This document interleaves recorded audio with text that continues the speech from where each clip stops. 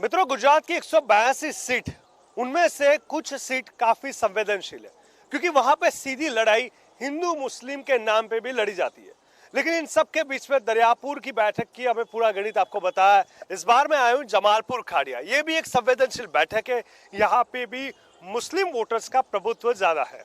आपको बता दें 2012 में भूषण भट्ट की शानदार जीत हुई थी, लेकिन 2017 में बीजेपी से भूषण भट्ट के सामने इमरान खेड़ावाला थे और इमरान खेड़ावाला की जीत शानदार हुई थी। यानी कि एक बार बीजेपी एक बार कांग्रेस, और यहाँ पे भी मिक्स वोटर्स है। कभी कोई बीजेपी को फेवर करता है, कभी कोई कांग्रेस को करता है। मुस्लिम वोटर्स का भी अपना एक कह सकते हैं कि एक उनका थॉट प्रोसेस अलग से, जो कि यहाँ पे बहुत मैटर करता है। लेकिन जहां तक बात विकास की आती है तब फिर से बहुत सारे सवाल भी खड़े हो जाते हैं। लेकिन इस बार सीधी इस चौपाल में लोगों से पूछेंगे, जानेंगे और समझेंगे कि क्या मुख्य प्रश्न है और क्या वो चाहते हैं, कौन से मुद्दे हैं, क्या उनकी मांग है। शुरुआत करते हैं इस चौपाल की। नमस्कार, क्या नाम है आपका? शोएब। शोएब जी, बताइए कितने साल से आप यहाँ पे रह रहे हो? 45 साल से। 45 साल से रह रहे हो। 45 साल में पिछले 10 साल की अगर सिनेरियो को समझने की कोशिश करूं, क्या मुख्य चीजें रही है? गैस का बाटला है, इलेक्ट्रिक का बिल है, सब चीजों में बढ़ोतरी तो हो ही गई है। तो आपको संतुष्टि नहीं है? नहीं है। अच्छा, इसका रिस्पॉन्सिबल आप किसको कहते हो? अभी देखे जो कोई भी है, कांग्रेस है, उसके पे रहेगा। अच्छा, मतलब कांग्रेस शॉर्ट आउट करेगी आपको लगता है? हाँ। अच्छा, आप मुझे बताएं कि यहाँ पे भूषण भट्ट और इमरान खेड़ावाला की जो लड़ाई है वो ऐसे है जैसे सचिन शोएब की हो, और हर बार कभी ये कभी ये। इस बार क्या माहौल लग रहा है? इस बार भी माहौल तो मिक्स ही लग रहा है। आगे आने वाला क्या है, वोटर्स बताएंगे क्या है। महंगाई ने सबको मार रखा है। हर चीज, हर आइटम डबल तिब्बल भाव से आम आदमी, मध्यम वर्ग का आदमी है, वो पिसा जा रहा है। महंगाई एक बड़ा प्रश्न है, स्वाभाविक तौर पे सबका मानना है। मुझे चाचा ये बताइएगा, पिछले 5 साल में इमरान खेड़ावाला ने कब कब कहाँ कहाँ किस किस की मुलाकात की थी? मैं नहीं बोल सकता, आगे ठीक है चाचा, कोई नहीं। आप मुझे ये बताओ, पिछले 5 साल के विकास कार्यों को लेकर आपको संतुष्टि है? नहीं संतोष। नहीं संतुष्टि है। आप मुझे बताएगा कब कब ये विधायक ने लोगों से मुलाकात की? इमरान खेड़ावाला है, वो ऐसा विधायक है, सबसे मिलता जुलता है। और जो विकास का काम है, विक्टोरिया गार्डन है, ये पानी की समस्या है, ये वो सब उसने हल करी हुई है। अच्छा, इमरान खेड़ावाला ने। क्योंकि ये सारी समस्या यहाँ पे ठीक से हल हो चुकी है और उससे लोगों की संतुष्टि है, क्या ये सफिशिएंट चीज है?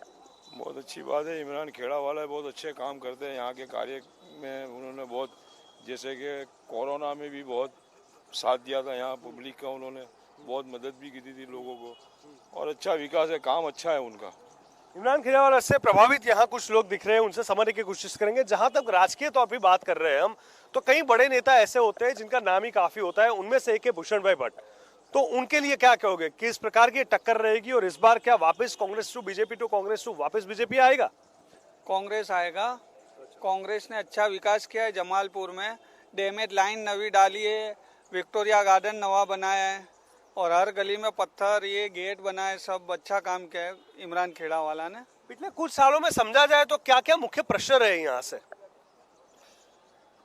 इसके अंदर ऐसा है कि मोबाइल, अपने पेट्रोल का भाव बढ़ गया है बरोबर, और बिजली गैस का बाटला बरोबर, कमाई तो वहीं कमाई है बरोबर। और इमरान भाई खेड़ावाला है, उन्होंने बहुत यहाँ जमालपुर कब्रिस्तान है हमारा बुखारी बाव का, वहाँ इन्होंने ज़्यादा जरा हेल्प करी है। और विक्टोरिया गार्डन है, फिर जैसे हमारी गली के ड्रेनेज लाइन है, पत्थर है, ये है, इसकी ये हिसाब से इमरान भाई खेड़ावाला की जीत हो सकती है। अच्छा, तो ये हर बार 5 साल में यहाँ पे सत्ता पलट होती है, और भूषण भी अपने आप में बड़ा नाम है। बीजेपी के कद्दावर नेता में से एक भी गिनाते हैं। उनके फादर की रेपुटेशन भी आप सबको पता है, जिनका नाम भी काफी था। तो क्या ये टक्कर कांटे की टक्कर है, और इस बार कुछ लग रहा है आपको कि परिस्थिति वापस चेंज होगी? ये बार परिस्थिति वापस चेंज तो नहीं, हम तो नहीं चाह रहे कि चेंज हो परिस्थिति बराबर, पर आने वाला टाइम बताएगा। पर इमरान भाई से हम इतना संतुष्ट है कि इमरान भाई हमारे भाई है, समझ लो। उनके पास हम कोई भी प्रश्न लेके जाते तो हमें कुछ अलग नहीं लगता, ऐसा लगता है हमारे घर में ही हम हमारे भाई से बात कर रहे हैं। इस तरीके से हम तो यही चाहेंगे कि इमरान भाई फिर से आए, ये हमारी इच्छा है। जिस तरह से शुरुआत में ही मैंने बताया कि यहाँ मुस्लिम वोटर्स का एक प्रभुत्व बहुत ज्यादा है, लेकिन बहुत लोग ऐसे भी कहते हैं कि बीजेपी ने इतने उम्मीदवारों को खड़ा नहीं किया है, खासतौर पे टिकट नहीं दी गई, जबकि कांग्रेस अभी भी कहीं ना कहीं ये मान रही है कि कई जगह पे जिस प्रकार, जैसे यहाँ की बात करें, इमरान खेड़ावाला को तक दी गई, अलग अलग जगह पे अलग अलग चीजें। तो क्या इस हिसाब से वोटों का डिस्ट्रीब्यूशन हो रहा है, लोगों की मांगे बढ़ रही है, जैसे आप लोग कहते हो? मुस्लिम वोटर्स होते हैं वो उनको ज्यादा प्राधान्य देते हैं। तो ये सारी चीज, ये सारे समीकरण अभी भी काम कर रहे हैं यहाँ पे।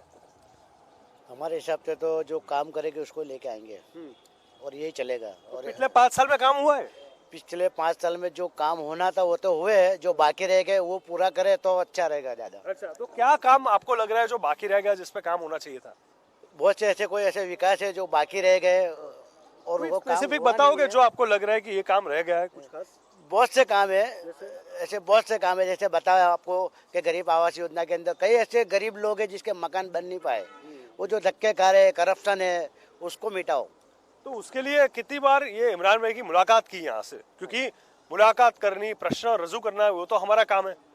वो आपकी बात बराबर है, मगर इमरान भाई खेड़ा वाले भी ध्यान देते, ऐसी बात नहीं है। मगर वो क्या कहते हैं, आप जाओ वहाँ जाओ यहाँ जाओ, वो बस काम हो जाता है, बाकी कुछ आगे जवाब मिलता मुद्दे नहीं की है। बात घूम फिर के यहीं आती है। कोई भी विधायक बनता है टिकट को लेके तो बड़ी मेहनत करता है और उसके बाद प्रचार प्रसार में और मेहनत करता है, लेकिन जब उनकी बारी आती है, सही समय तो शुरू होता है चुनाव के बाद, तब कोई दिखते नहीं। ये एक बड़ा कंप्लेन है। हम युवा लोगों से भी पूछेंगे, खासतौर पे यहाँ एजुकेशन और एम्प्लॉयमेंट को लेके इस पूरे एरिया की बात करूँ तो युवाओं क्या सब संतुष्ट है?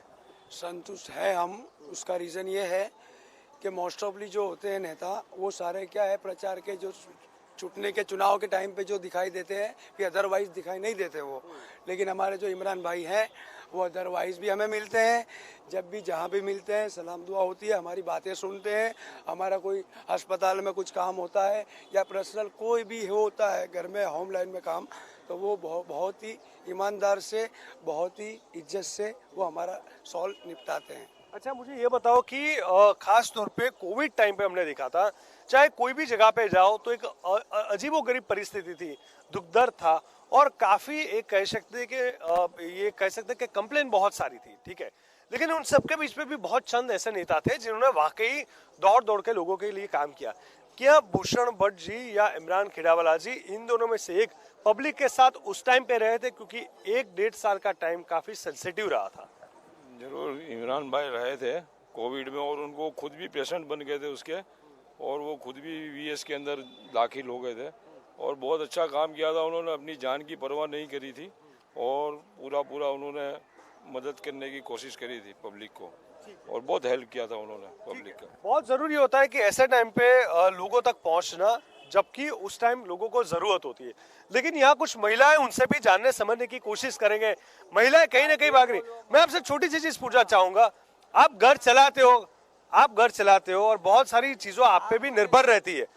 पिछले 5 साल के कामकाज को लेके, यहाँ की स्थिति को लेके क्या आप खुश हो? ज्यादा है?